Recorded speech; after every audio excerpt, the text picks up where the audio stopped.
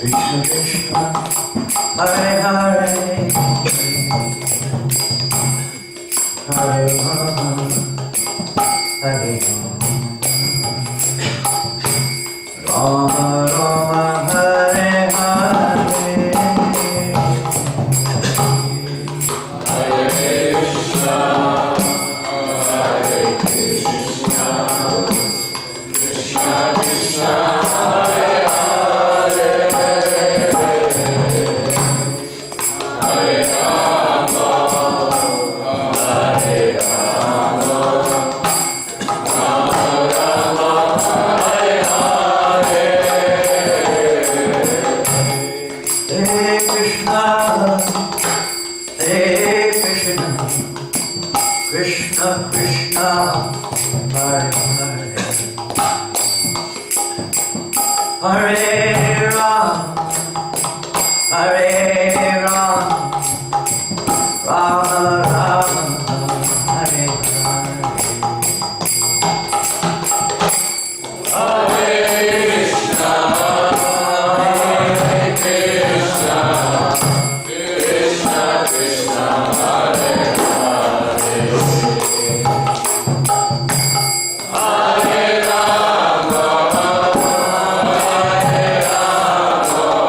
Hare Rama, Hare Rama, Rama Rama, Hare Hare, Hare Krishna, Hare Krishna, Krishna Krishna, Hare Hare, Hare Rama, Hare Rama, Rama Rama, Hare Hare, Hare Krishna, Hare Krishna, Krishna Krishna, Hare Hare, Hare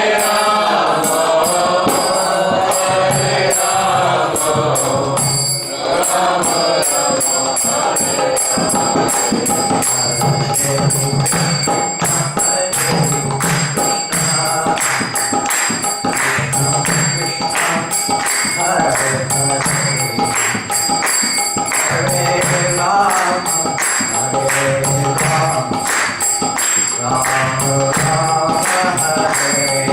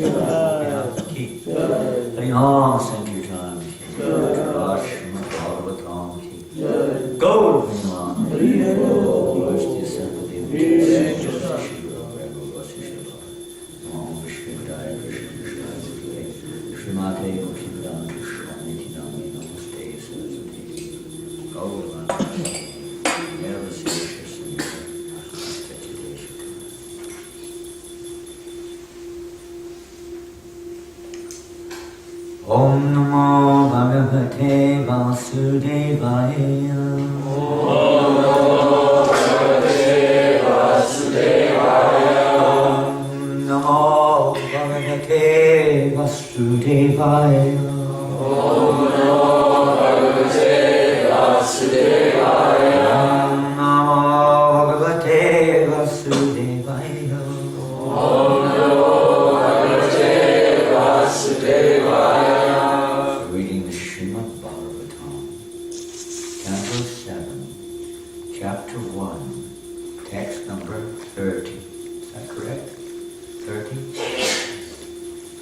Please.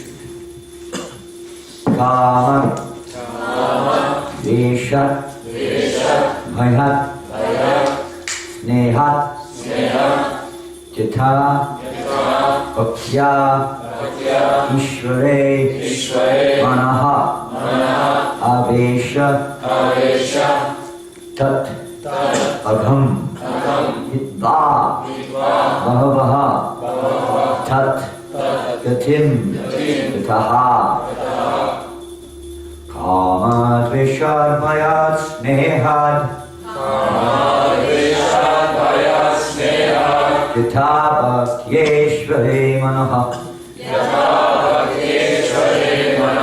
Aveshatad Agam Hitva Bhavastad Gating Gataha Kamadveshad Bhayat Snehad Yatha Bhaktyeshvare Manaha Aveshatad Hitva Bhavastad Gating Gataha Kamadveshad Bhayat Snehad Yatha Bhaktyeshvare Manaha Aveshatad Hitva Bhavastad Gating Gataha Kamadveshad Bhayat Snehad Yatha Bhaktyeshvare Manaha Aveshatad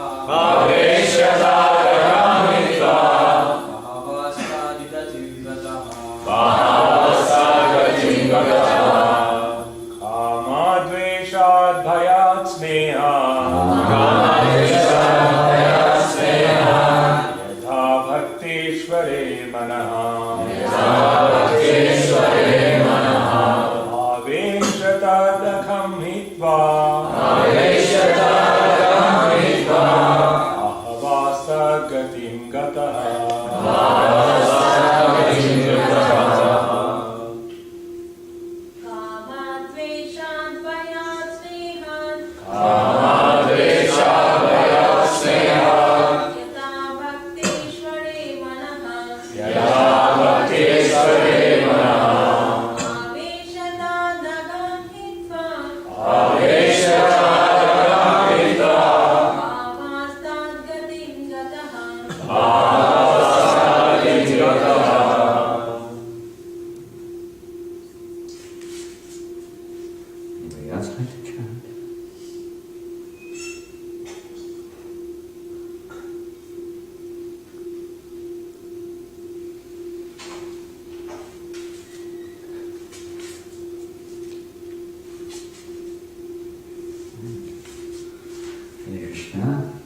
Kamat, from lust. Dveshat, from hatred. Bhayat, from fear. Snehat, from affection. Yatha, as well as. Bhaktya, by devotion, Ishvare, in the Supreme, Manaha, the mind, Avesha, absorbing, Tat, of that, Agam, sin, Itva, giving up, Bahavaha, many, Tat, of that, Gatim, path of liberation, Gataha, attain. Translation and purport by His Divine Grace, Srila A.C. Bhaktivedanta Swami Prabhupada. Many persons have attained liberation simply by thinking of Krishna with great attention and giving up sinful activities. This great attention may be due to lusty desires, inimical feelings, fear, affection, or devotional service. I shall now explain how one receives Krishna's mercy simply by concentrating one's mind upon Him. This is a very amazing, every section of the Bhagavatam is very amazing, but this is especially a very amazing section of the Bhagavatam, where you can say, Narada Muni here is revealing the absolute nature, in one sense, of Krishna's mercy. This is due to the inquiry of Parikshit Maharaj from Shukadeva Goswami, who was a little, for the sake of, let's say, people in general, inquired about Krishna's equality. Is He really equal to everyone? It appears that He favors the demigods against the demons. So what is this equality? So then Shukadeva Goswami discusses a little bit, and then he recites where he narrates this incident of the Rajasuya sacrifice when Yudhishthira Maharaj was performing the Rajasuya sacrifice, and at that time, of course, he installed Krishna as like the most respectable person at that event, and that wasn't very much appreciated by Shishupal. Shishupal didn't like it very much. He got a little upset. And he and his brother Dantavakra, they were expert blasphemers. There was no limit. Well, there was a limit actually, because if Shishupal had he would have been dead long ago. But he had a benediction that he could blaspheme up to, I think it was 99 times in one shot. But if he went beyond that, then he would be finished. So he lost count of his blasphemy in the Rajasuya sacrifice, as he was bad-lipping Krishna left, right, and center. And he reached 100, and that was one too many. So Krishna gave him his mercy, and very mercy. Just like we heard yesterday, the pastime of Krishna when he entered into Mathura. We may know when Krishna entered into Mathura, and after Krura brought him to Mathura and went home, Krishna took his friends and they went for a walk in the city to check it out, see the sights, Opera House and Sydney Bridge and whatever else was to be seen. And when they were walking through the city, of course, everyone was absolutely captivated by Krishna, practically everyone. As he walked through the streets, the ladies were all overwhelmed as they stood on the rooftops to see Krishna pass by. But there was one gentleman, a great gentleman, there was one man, he happened to be a servant of King Kans. And he was a washerman. He was the man who did the king's clothes, dyeing them and cleaning them and preparing them and so on. He happened to be walking by with his assistants carrying some of the king's clothes. So Krishna said, "Oh, my dear sir, please, can you kindly give me some of these very nice clothes? We can adorn ourselves with suitable dress, and just suitable for us." And the washerman didn't take it very well. Just like Shishupal didn't take it very well. The washerman said, "You arrogant boys, who do you think you are? You wander in the forest and the hills, like, outcasts practically speaking. You come here and you expect to wear the king's clothes? If you speak like this, you will very soon be punished." And Krishna, he reacted a little bit angrily, and with his fingertips, he just severed the washerman's head. And he was dead. Just with his fingertips. Talk about, what is this? Martial arts. Krishna's, he's expert in all the martial arts, so be careful. And he just severed the washerman's head. And him. Of course, he was killed by Krishna. He got liberated. Then he went to there was a tailor also there who got Krishna's mercy at Sudama, the florist. They reciprocated differently. They all got Krishna's mercy. The washerman, a whole lot got Krishna's mercy. Anyone who's fortunate to see Krishna at the time of death, whether, as this verse says, whatever it may be, whether lusty feelings, inimical feelings, as with the washerman, fear as with Kamsa, lust as with the Kupja, also in Mathura. Many of these instances, because in Mathura when Krishna entered in, you can see when he entered into the Dana Yogi arena where the wrestling event was taking place, that different people saw him differently. Krishna simply reciprocates according to us.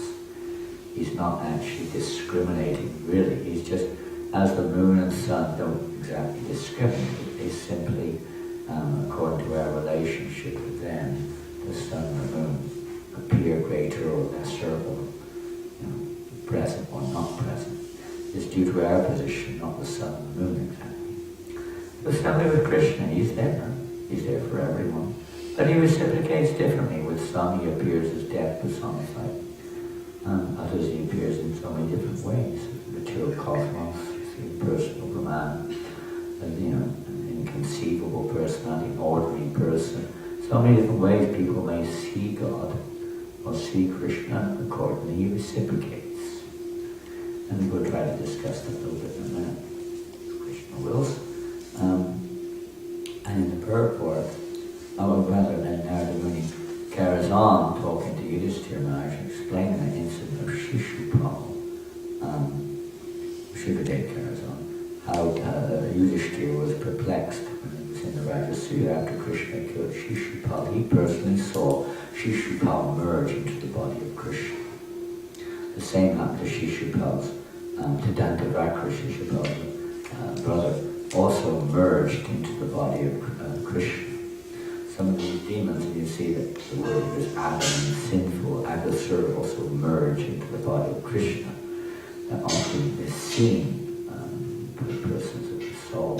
So what is it that this is perplexing to Yudhishthira Maharaj? So he's asking this question, now Narada Muni is answering how in these verses, I'll just read the previous 2 or 3 verses because they're really special verses. Narada Muni continued, by devotional service one cannot achieve such intense absorption in thought of the Supreme Personality of Godhead as one can through enmity toward Him. That is my opinion.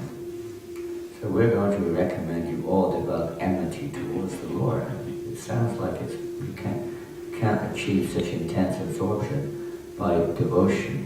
Rather, through enmity you can be more absorbed. And practically, it's a fact almost. When you have enmity towards somebody, depending on the intensity, it can be, overwhelming, isn't it? You just can't get them off your mind. You dream about them. Wherever you go, there they are. They keep poking their nose up. It's like Krishna. If you're in the spiritual world, where can you go? If you have enmity towards Krishna, where are you going to go? He's everywhere. What worst thing could happen to you if the person you're trying to avoid pops up everywhere? Here I am. And even if it's not there physically, mentally speaking, your mind is dwelling on. And it can be more intense than if you have a favorable attachment to someone even. So it's like that this absorption. He's just actually answering like this. Of course, there's a quality of the attachment, which is another subject. But the point being that Krishna is reciprocating with them, and even if they're, and at one time in Germany, when you probably heard this before, I'm sure they've told it, don't have any new stories, I'm sorry, but in 1975 or whatever it was, in Germany, when the German government tried to close down ISKCON in Germany by every means they could, when they made sure that all the media issued all kinds of negative reports about ISKCON. The newspapers, the televisions were full of basically blasphemous statements. But everywhere the name Krishna was being spoken and written. All the newspapers, the main newspapers, were full of it. And in 5 minutes, they informed the entire population of Germany about Krishna. And in 10 years or whatever, not 10 years, but 8 years, the devotees had hardly touched the surface. So they, once indirectly, they did an amazing service. People were asking, what is this Hare Krishna? I've never heard of it. Millions of people were asking, what is this Hare Krishna, Hare Krishna? What is it? And they did, in one sense, indirectly, you could say, but they did an incredible activity. My brother saw the articles, one devotee brought them to it, probably in India, so they brought them the newspaper article, all in German, of course. Prabhupada didn't read German. It's a terrible newspaper article. Srila Prabhupada looked at the newspaper articles and said, my, this is a wonderful articles. These are wonderful articles. Krishna's name's on every line practically. Bhaktisiddhanta Maharaj used to judge a literature by how many times the name Krishna was on it. Because not that we should become blasphemous, and some people do, but that's not favorable. And the result of that is not quite the same. However, one does receive liberation and freedom by the Lord for such behavior. Now, purport, Sri Narada Muni, the topmost pure devotee, that's the wrong verse. In the next verse, 28 and 29, a grassworm confined in a hole of a wall, this is yesterday's verse, some of you were here, some of you were not, by a bee, always thinks of the bee in fear and enmity and later becomes a bee simply because of such remembrance. Good example, when we're stuck in this material world, so to speak, whatever we put before us, whatever our association is, that will reflect on our consciousness or our memory when we leave our body, mental platform. And that's what the intelligence will be focused on when we leave the body and taking us into the next journey, whatever that may be. Therefore, well, for instance, with the deities, for instance, if anyone has the opportunity to see the deity, whatever their thoughts are, that picture will be there somewhere in their subconsciousness when they leave the body. Prabhupada one time in Bombay, he said to the life members of Bombay, in the early days, when Prabhupada wanted to have a Rath Yatra festival in Bombay. He said, this Rath Yatra is so important festival, I want you to please help arrange it. And he said, because if anyone sees Lord Jagannath on the Rath Yatra card, during Rath Yatra, he said, when the time of death comes, along with all the other pictures which they've taken of the material world through their various sense organs, that picture of Jagannath will come up. And he said, when that picture of Jagannath comes up, it wipes out all the other pictures. Wipes them all out. Clean slate. Liberated from all that stuff. So powerful as chanting the holy name or seeing the form of the Lord. Somehow or another, the Lord reciprocates like that. It doesn't mean they go back to God necessarily. Just like Jamil, at the time of his death, because he simply chanted the name of his son, Narayana. He didn't go back to Godhead. He was liberated. That's called Namabhas. By Namabhas chanting, one can get liberation, but that's the wall, that's the max. One has to come to Shuddhanam to go back to Godhead. Liberation is not what we're looking for. That means liberation from sinful reactions. It may even lead up to literal Brahman realization. What's fortunate or unfortunate, whichever way you look at it. But real objective is not that. Arjuna didn't go back to Godhead. He was liberated from his sinful activities, and because he had that realization at that time, he then gave up his sinful activity. He gave it up. They gave him a lease of life. He had more years. And he spent that time, he went to the holy hardware, place of hardware, Tirtha, holy Tirtha, and there he practiced Bhakti Yoga until he was perfected. When he was perfected, then the Vishnu Dusas came and took him back to Godhead. So definitely the Lord reciprocates. But he doesn't want to force someone to go back to Godhead who doesn't want to go back to Godhead. It's not going to be too much for him. It's the same thing in Krishna consciousness. So, as we feel forced, or we are forced to behave like someone else, we're not ready for it, it's too much for us. No, we have to see what is relevant, what is appropriate for our particular adhikara eligibility, whether it's philosophy, speaking very simple subject matter, in one sense, relevant to us, we hope. When in another, like Lord Chaitanya Mahaprabhu, when he was with the general masses of people, he wouldn't speak this on the street, to a person on the street, for instance. Or if you're giving a public lecture, you would maybe mention some of the basic things, but not some of the inconceivable, let's say, beyond the ability of materialistic persons to comprehend. We would not speak it. And Lord Chaitanya didn't speak amongst the general populace anything practically other than that of the holy name, spreading the holy name. He hardly spoke anything. Philosophy, very simple. Even in his discussion with most of his devotees, he mainly dwelt upon this section of Bhagavatam, Lord Nrsimhadeva, Prahlad Maharaj, and Dhruva Maharaj. Those were his two main topics, because they are preparations, their activities. These activities are to remove, most of us have got anarthas, we've got material attachments. They've got to be removed before we can actually understand Krishna or enter into the spiritual realm. They have to be removed by various means.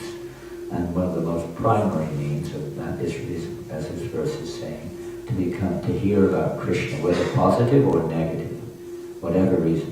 But to hear about Krishna purifies or prepares the way for a spiritual progress. When thinking of him, the worship of the Lord, or an enemy, because of constantly thinking him, they will regain their spiritual bodies. It's a matter of time, but they gain their spiritual bodies. And today's verse we've already read, it's on the board, the English is on the board. English is on the board. Yeah, yes. Purport, as stated in Srimad Bhagavatam 10:33-39. Come on, everybody must know that verse. 10:33-39. If anyone knows it, I take my secret off. I'm going to take my hat off to you. It's actually quite a famous verse, but it's not one that's very often quoted Sanskrit-wise.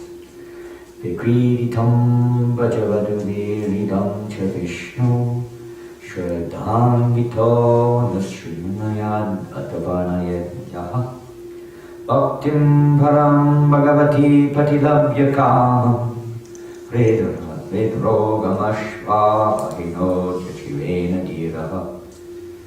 a bona fide listener hears of Krishna's pastimes with the gopis, which seem to be lusty affairs, the lusty desires in his heart, which constitute the heart disease of a conditioned soul, will be vanquished, and he will become a most exalted devotee of the Lord. So many amazing points Prabhupada is making here. If one who hears of the gopis' lusty behavior with Krishna becomes free from lusty desires, certainly the gopis who approached Krishna became free from all such desires. If by hearing about this pastime you become free of lusty desires, then how on earth or off the earth can the gopis, be accused of being lusty from a material perspective? It's not lust, it's love. Lust is the perverted reflection of love. When Krishna is completely in the center, It's not love, because when Krishna's in the center, it's for Krishna's pleasure. They wanted to go there for Krishna's pleasure. They prepared themselves for Krishna's pleasure. And that doesn't just mean the body, that means their very consciousness. Many of them couldn't go because their consciousness wasn't quite ready to go. There's a little bit more work to do before they were quite ready to actually go into the Rasa Leela. However, the intensity of the separation from it burned out all of their remaining, any tiny remnant of affection for anything but Krishna, or identification with anything but Krishna. The whole process is to become completely identified with Krishna by hearing from the right source. But Prabhupada mentions here, very important, bona fide listener. In other places he said, if actually what sometimes people, they don't hear, if they hear this subject matter, then lust actually becomes awoken in them. You have to be very careful, you have to see. Therefore you don't hear these things. You hear the basic. This in the Bhagavatam, he also says that one who's not actually able to control their lusty desires shouldn't go beyond the second canto, which represent the Lord's lotus feet. They should meditate on the lotus feet and become purified that way. So to hear these more, let's say, intimate or deeper pastimes for the bona fide hearer, hearing from the bona fide speaker, it purifies the heart intensely. Prabhupada wanted us, he expected us to be bona fide hearers. He didn't expect us to be like dogs. He expected us to be bona fide hearers. And if we are hearing with attention, then our hearts will become cleansed of I'll make the understanding is that externally, yes, there's being control. Internally, you could say the roots, the seeds may still be there, but we're not watering them, or at least we're not trying to cultivate them. So such a person who hears this subject matter from the right source, with the right intention, bona fide intention, will become purified. Those who don't, there will still be some benefit there. It will just be delayed. There will be some, let's say, a little bit of a few, things in between. Maybe Krishna will give us a little bit of mercy in a different way until we wake up and give up our self-centered approach. Be vanquished. Finish that. If a bona fide listener hears Krishna's pastimes with the gopas, which seem to be lusty affairs, the lusty desires in his heart, which constitute the heart disease, that's the heart disease. Many people think, well, I can't fulfill my lusty desires, that's the problem. But the actual problem is not that. The actual problem is that we're attached to these lusty desires. That's the disease. The disease is not even the lusty desire, it's our attachment to it. That's the disease. Because Maya is not the problem. The problem is our attachment or identification with Maya. If we identify with Maya, Krishna reciprocates in that way through Maya. If one who hears the gopis' lusty behavior with Krishna becomes free from lusty desires, certainly we read that, but we definitely don't that. Similarly, Shishupal and others who were very much envious of Krishna and who constantly thought of Krishna became free from envy eventually. Krishna cut their envy off with his Sudarshan chakra. Which we can sometimes devotees pray that just as Shishupal was freed of envy, please also sever my envy, and so on. Envy is such a deep-rooted enemy of the living entity. And Krishna, even for devotees, we were discussing last night with a few devotees, how Krishna is actually doing everything he can to try to free us from our enemies. And sometimes we're doing everything we can to maintain our relationship. And he puts us in situations, saying, damn it, why am I in this situation? Why is Krishna doing this to me? Why are these devotees talking to me like this? Don't you know who I am? Or whatever, the mind comes up with millions of different defense systems. And if we listen to the mind, and we're going to still be in the battlefield of the material world until we actually stop listening to the mind. We start understanding that Krishna is the supreme controller, and he's actually behind everything. He's trying to arrange situations, just like in the 10th canto, Lord Brahma, in his prayers, Sridhar Maharaj, Sridhar Swami, the commentator, describes how Krishna puts his devotees in different situations which appear to be suffering, but they're actually arranged by the Lord to remove the root cause of their attachment in this world, the very attachment to the mentality which causes us to behave in such a way that we remain in this world. Krishna is arranging situations to give us a chance to get to the root. Not just cut down the leaves, but to remove the very root itself. Not just to cut the grass and then one day later it grows up again.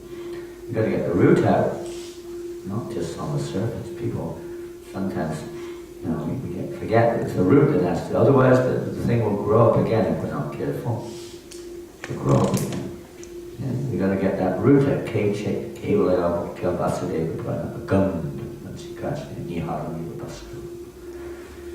We have to, only intensive intensive devotional service out to remove right down to the core, the very root of ego or sinful desire, lusty desire, and whatever it is.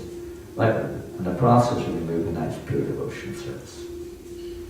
Everything else is certainly beneficial in terms of mixed devotional service, animosity towards the Lord. All these things may have some, definitely have, some benefit, even if they're negative. They said Krishna's name. They get the benefit in the long run, but they would have to go through a little bit more rectification or purification in most cases. Krishna can do anything he likes, but the general process is less.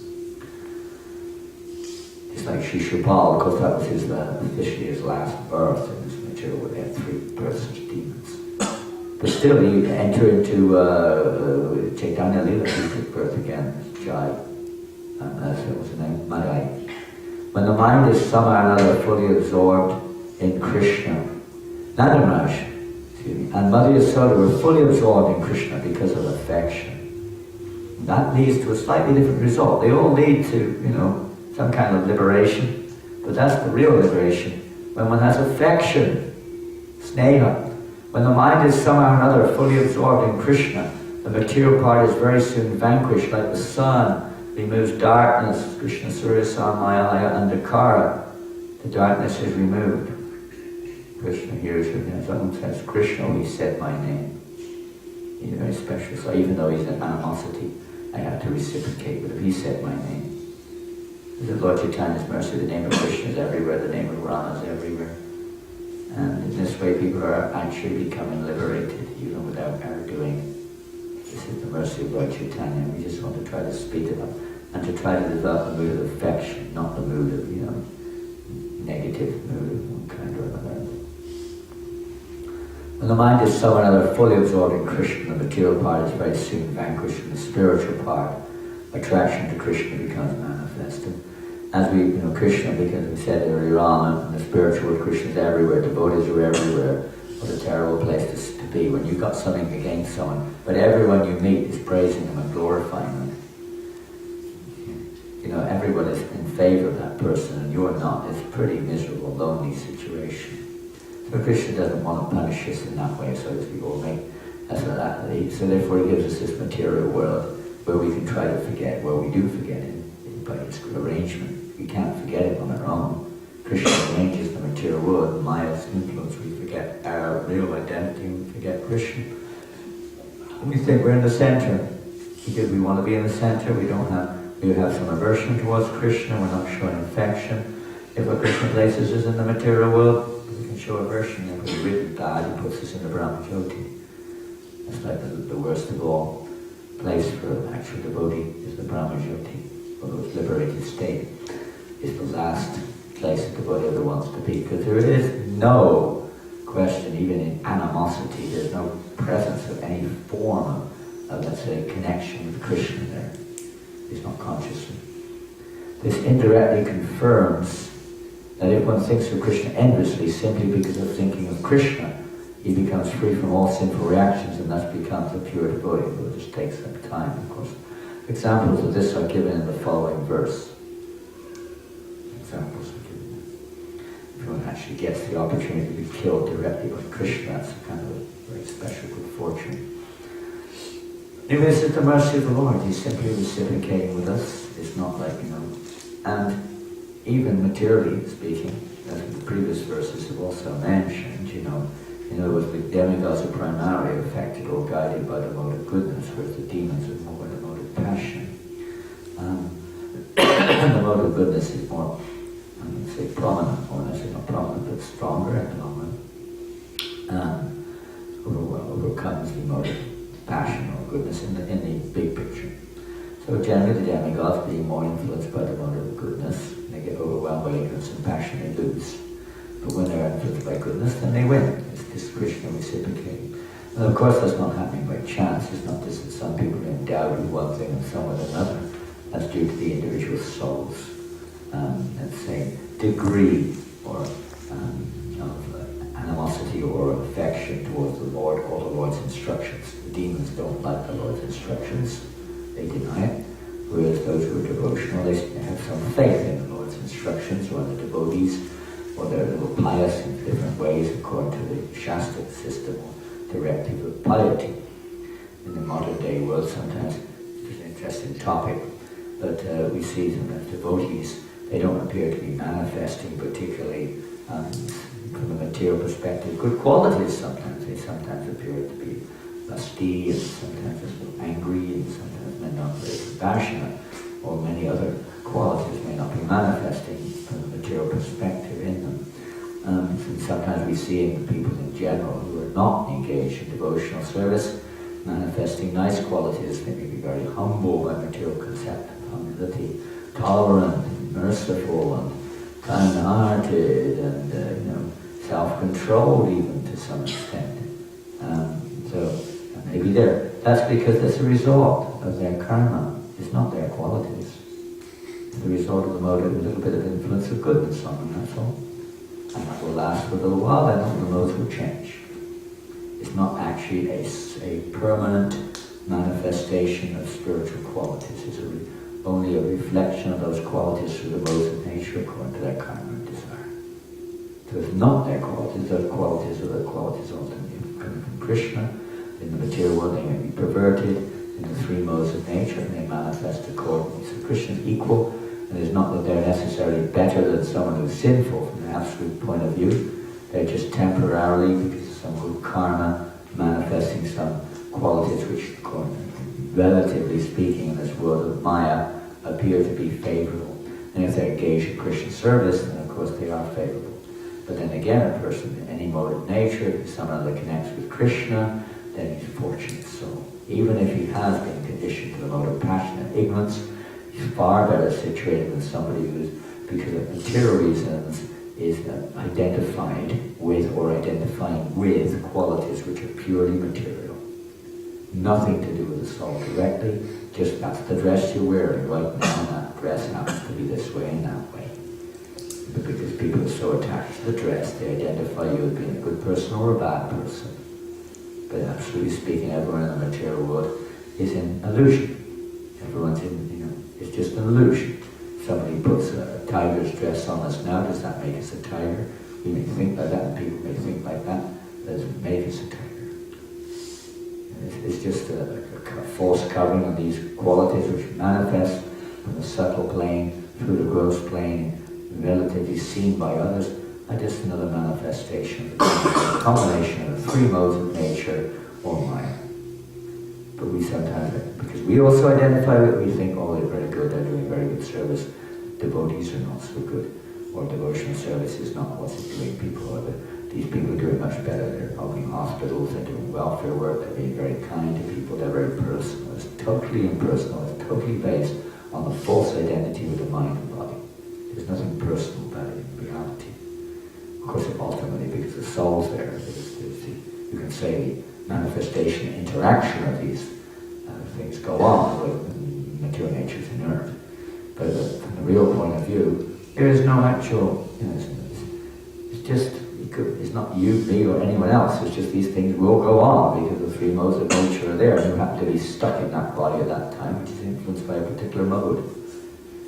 But the whole idea is to rise above it and manifest the actual qualities, to actually come in contact with Krishna, and to become purified in the presence of Krishna. In the presence of Krishna, he purifies. He's the pavitra, he purifies our consciousness. Just have to expose our consciousness, just like last night we were also mentioning Bhaktisiddhanta Maharaj The one who thinks he can be a reformer of this world is in need of reform. No one can reform this world but by the breadth of one hair. Everything is perfectly arranged and guided by the Supreme Lord. And even those who appear to be reformers are simply instruments in the Lord's hands. The only reform which is required is a reform of our own perception of the world, not the world. And that is evoked by exposing ourselves to the sound, pure sound vibration of the holy name. Same way, to expose ourselves somehow to Krishna. And just like in the old days when you had cameras, some still have the cameras with film inside. Mostly it's now digital, but then they had the film cameras still there, of course. Good photographers still use them generally, and they're a little bit more sharp. So the film camera, you expose the film, the negative, to the sun, it's all wiped out, blank, isn't it? There's nothing there, it's all blacked out. If it's exposed in the dark room, then you get so many pictures. So when we expose ourselves in front of Krishna, we become purified. The negative becomes blanked out. But we have to expose ourselves in front of Krishna. It takes a little time, but that's what's going on. We don't really, surrender that much, maybe a little bit. So it takes a little time. It takes a little time. This is the mercy of Krishna. He's given us this opportunity, for whatever reason, to hear about him, chant about him, worship him, serve him, and so on. And just by that activity alone, the heart, the consciousness can become purified. The mind, which the soul is perceiving or experiencing through consciousness, it has to be filled more and more and more with remembrance of Krishna. The demons, Kamsa and Shishupal and so on, their minds were full of thoughts of Krishna, negative they may be. But we may not speak, therefore Krishna says, Tasmat Saveshi Kalachi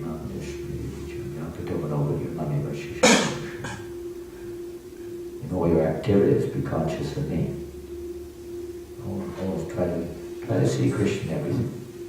Try to see Krishna everywhere, not just in the temple, not just in the book or, deity, whatever. But try to see him everywhere. Krishna is everywhere. Be conscious of Krishna. He's present everywhere. He's with us always.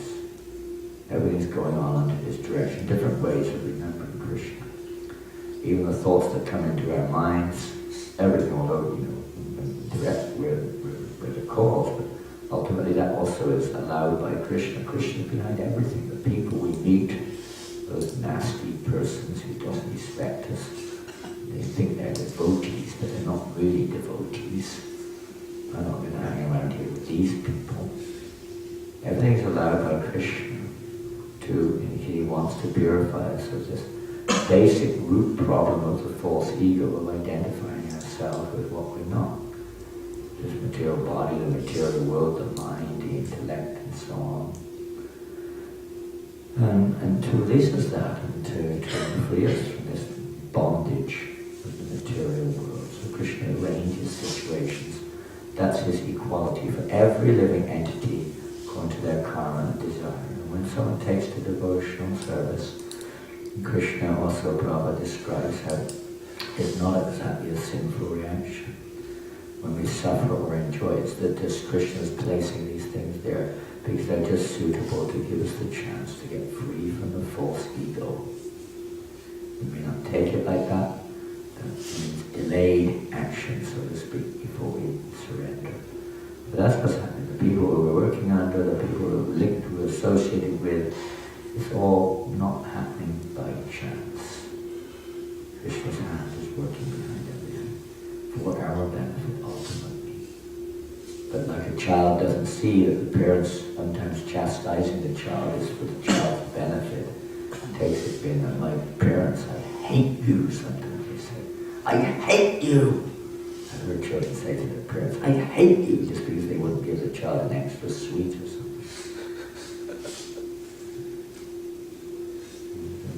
Whatever. The parents don't take it, they understand the child. Krishna understands. He doesn't, we don't know. We're so dark and innocent. He's reciprocating and trying to help us to, for our own benefit, putting us in different situations. Ultimately, the whole material worlds for that, to reform the soul, to wake the soul up, to deliver the soul up to God. So this subject carries on, it looks like, for a few more verses. Maybe we'll be able to go even further into that. It's a very extraordinary passage, it's absolutely wonderful. Another one of those Puranic myths, as we say. We were reading last night, Puranic myths. They don't understand. People are so limited in their perception and so self-centered that we're the only people in the world in the universe that exist. We've only existed for a few thousand years, and we're the only intelligent ones that ever existed. Isn't that what it is? The only intelligent beings that ever existed in ever, anywhere, at any time, happen to be us. Pretty intelligent statement, isn't it?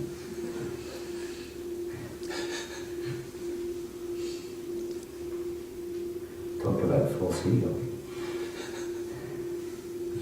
100% false ego. You don't get very far when you have 100% false ego. You have to go through a lot of realizations before you realize you're not. Okay, we're finished there. We've gone overtime, man. No, you Australians don't pay for overtime. You get charged for overtime sometimes. You get chastised for overtime. Okay. Come on, demons. Make some points. Let's hear some. Where's Shishapal? Is he here? Here he is. Shishapal. Cut my head off. I was just wondering, like, when someone's regularly practicing Krishna consciousness, do they have to have all these horrible images going through their mind, and then Jagannath appears, or Radha Gopinath, and it gets cut out, or we just don't have to be bothered seeing all that? Sometimes, yeah. It's we see it, for various reasons. Sometimes you do experience something from Prabhupada describes. Sometimes, the token reactions, well, what you have to go through, sometimes are seen in dreams. Or living life. The whole point of those horrible things is that Krishna wants us to take shelter.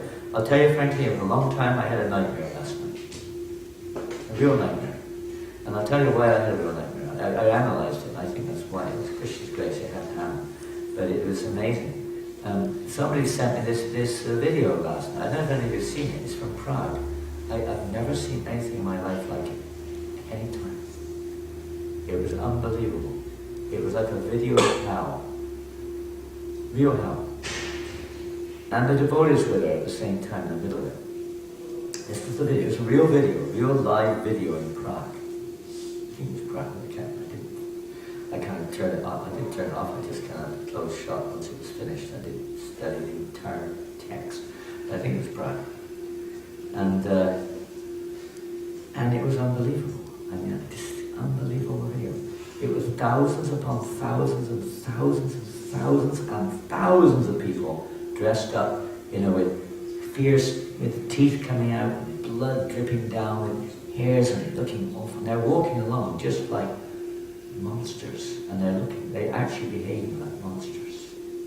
Complete monsters. Thousands upon thousands walking through the streets in parade. Some of them are there with axes and, whips and all sorts of things.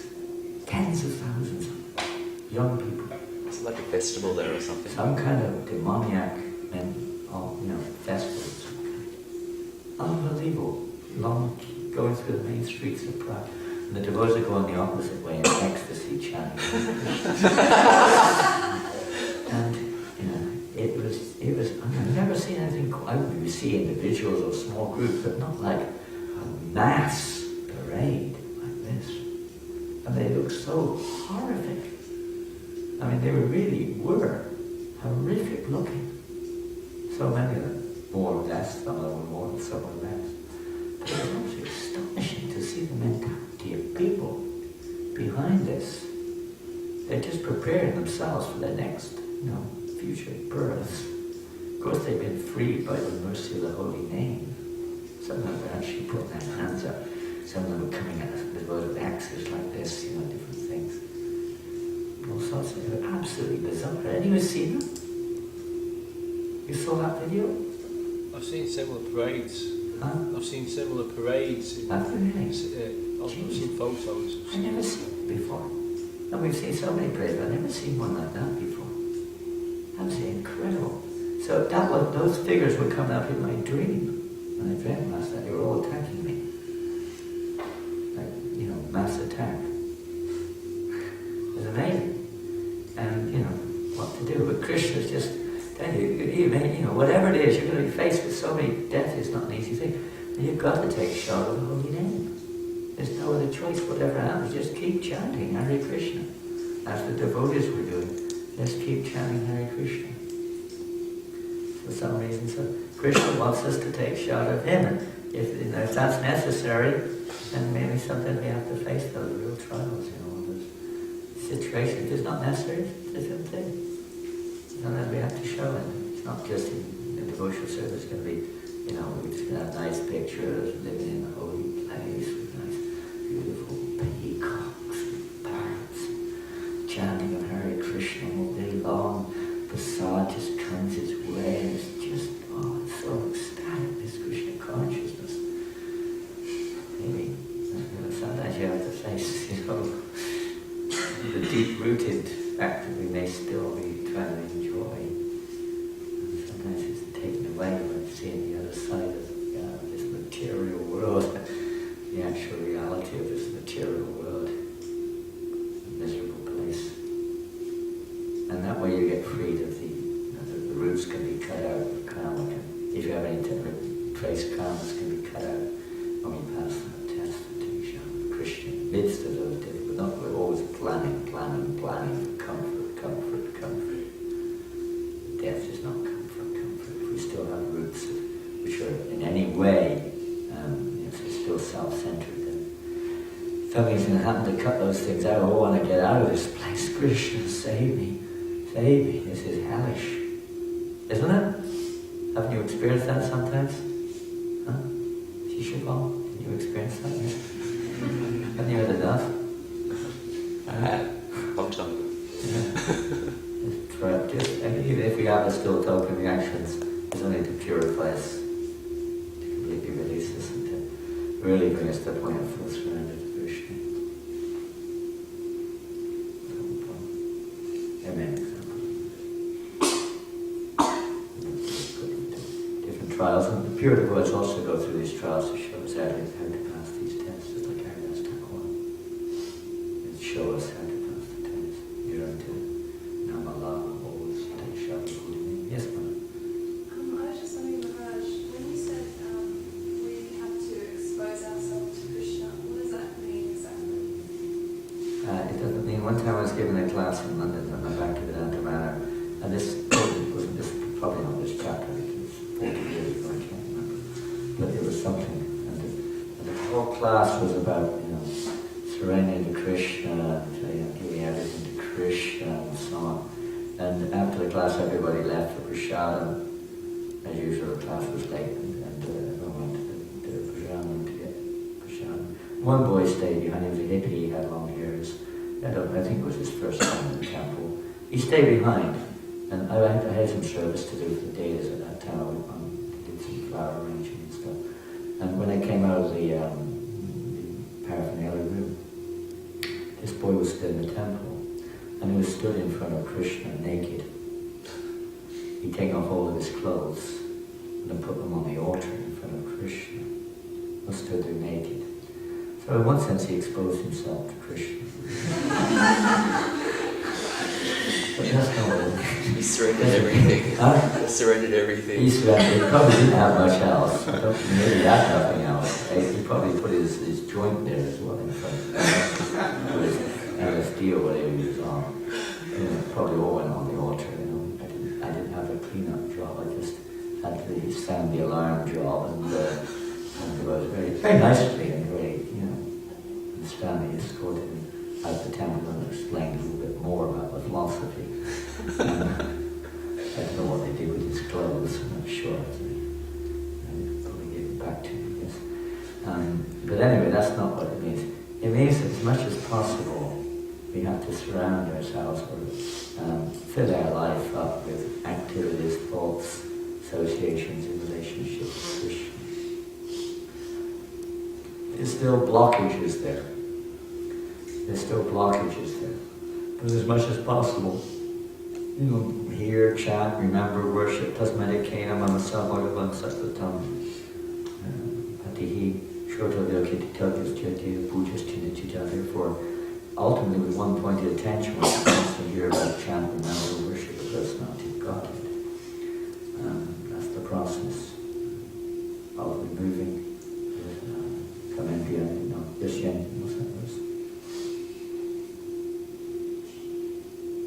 Kamendriya is something interesting, in other words. But Yadana Jasna, Yukta Kamavati, Bandhan Chindati Kodastasna Kodakurikitanti. But one cuts the attachment or the bondage to this material by remembering the personality of God. Therefore, we will not pay attention to his message. We have to try to fill our lives hearing, chanting, serving. That's what Prabhupada says. So Krishna comes in these forms: the holy name, devotion service, devotees, temples, books. The whole world is a form of Krishna. And we can do that with Shuddha, try to see the world, try to see everything as the energy of Krishna, see Krishna's hand working behind everything, and wherever we are, in one sense, we're exposed to Krishna.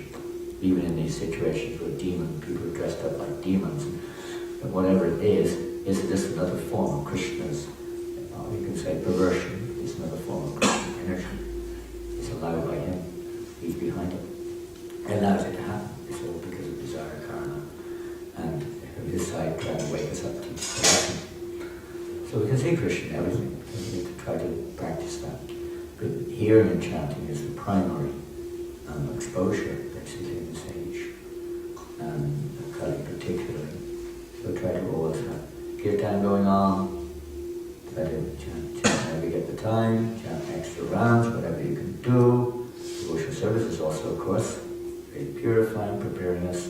That's the process so we can actually become absorbed in chanting and hearing in the pure sense of the term.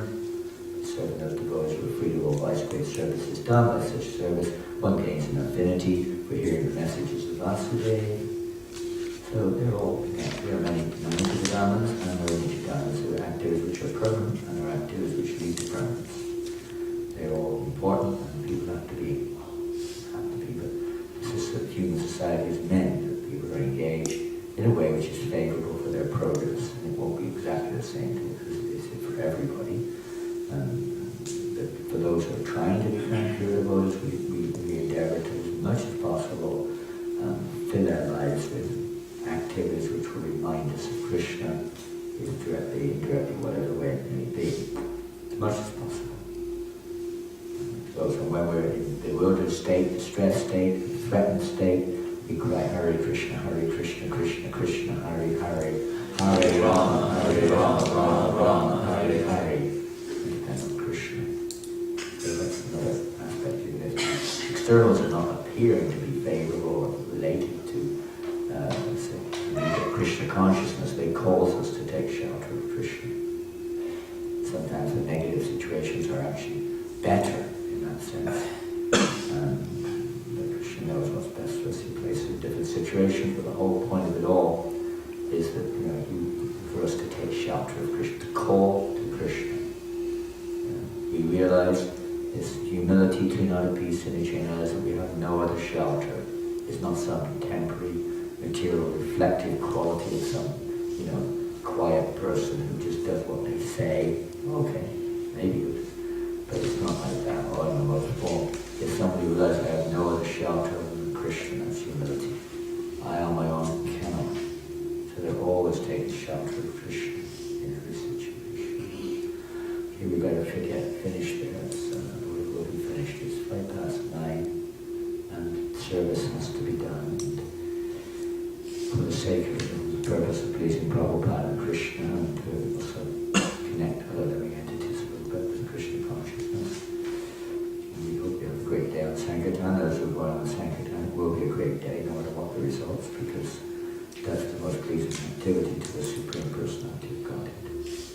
Just try your best to distribute Prabhupada's books, or distribute the holy name, or prasadam, whatever it is you're doing. Try to see every activity as Sankirtan. Daily worship is also Sankirtan. We're worshiping the Lord in such a way, of course, to hopefully to purify our hearts and please Him, but so other people will also be inspired to surrender to Krishna. also Sankirtan, hoping that people will be inspired, purified by honoring our prasada. Everything the devotee does should be Sankirtan, especially the direct preaching of the philosophy or the message of Krishna consciousness. Hare Krishna, Srila Prabhupada ki jai. I believe we're going on Harinam, is that correct? Tonight? Is that right? Yes. What time? Where? 6:30 at Town Hall. 6:30 at the town hall. Wonderful. 6:30 at the town hall. Next to Woolworths or something that says on the... Next to Woolworths. Eh? Town Hall, the suburb, or Town Hall, the Town Hall building? The Town Hall. You're here, I'm sure you'll see over here. Yeah. Don't worry. Don't get down there, maybe a few yards away. Be chanting, I'm sure I'll make some sounds. Town Hall, Woolworths. Huh? I was born in Woolworths. You know, I was born in Woolworths. Really? Yeah, my mother told me I was born in Woolworths. Really? She said they bought me in Woolworths. I don't know, I was young. First time I asked her whatever age it was, a few years old, I guess, I said, where did I come from? I said, we bought you in Woolworths. I have to go and see if there are any babies in Woolworths. You know. I actually did next time I went when I was old enough to understand what that meant. I went to Woolworths to see where the baby store was. I asked her, where are the babies? Didn't know what to say. Baby clothes with no babies. Then I was born under a gooseberry bush. And I worked in a gooseberry farm. I still didn't see any babies in the gooseberry bush. Anyway, people, same thing. You don't tell things which people can't understand. It's strange to that. There's no point. Something beyond that. It's just like here, brothers. You're not a qualified listener. You don't delve deeply into these topics of Vasavila. Or rather, you go back to people or most intimate aspects of devotion service. We're not ready for it. We may hear about it, understanding we have to prepare ourselves. We're not quite ready for it, yeah? Just like you go to college, you're not ready yet to take the degree, you have to go through the ropes. You know what the goal is, you know that's the goal, but you're not ready for it yet. You go step by step until you're actually ready. It's automatic to be ready. Jai Srila Prabhupada ki jai. And Jai Srila Bhagavatam ki jai. Cobra Brahmanandi. Hare Krishna, Hare Krishna.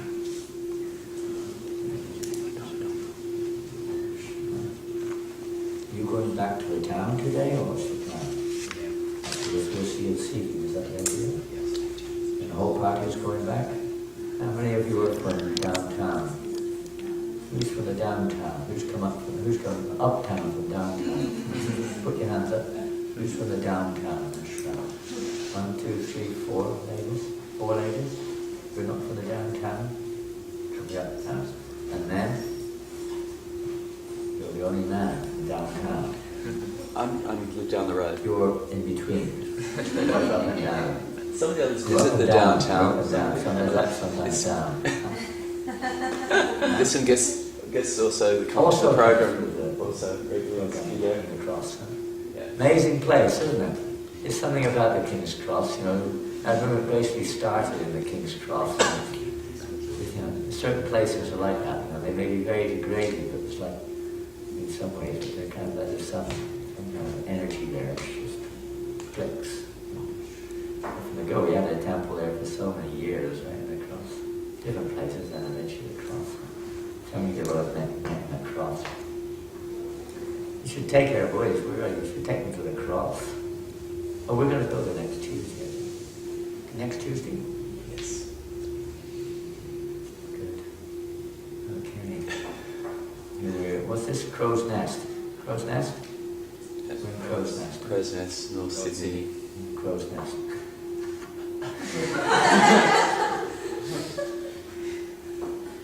You can go. You've been to Crow's Nest? No, you don't go. Great. Right now. Isn't that the highest part of Crow's Nest is like on the top of a tree? So Top of the tree, that's up the hill there. yeah, so it's like we're on the Very top of good. the world here in the temple and Crow's Nest. Transcendental crow. Hare Krishna. Looking for crows, at least crow for Krishna.